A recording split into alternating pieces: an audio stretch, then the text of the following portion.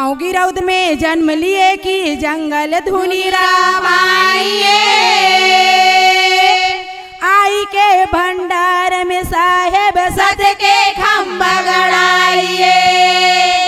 सत के खम्भा गड़ाई होत है सकल काल की छय, होत है सकल काल की छय। बार बार सब मिलकर बोलो सत्य नाम साहेब, एक बार सब प्रेम से बोलो सत्य नाम साहेब। बोल दे परम पूज्य गुरु घासीदास बाबा की, गिरौदपुरी धाम की, चटुआपुरी धाम की, संत समाज की।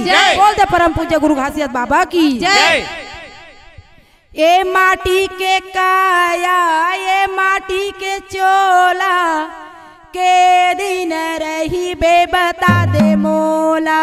ये माटी के काया, ये माटी के चोला, के दिन रही बे बता दे मोला। ये माटी के काया, ये माटी के चोला, के दिन रही बे बता दे मोला। ये माटी के काया, ये माटी के चोला, के दिन रही बे बता दे मोला। ये के दिन रही बे बता दे मोला।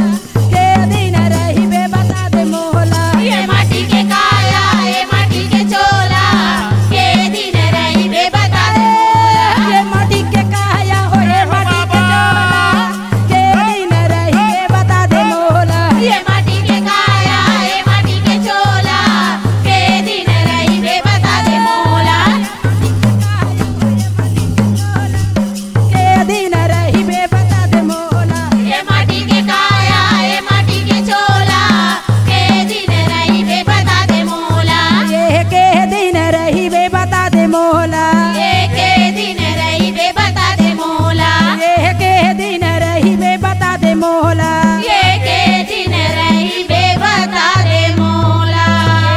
परम पूज्य गुरु खासियत बाबा की जय।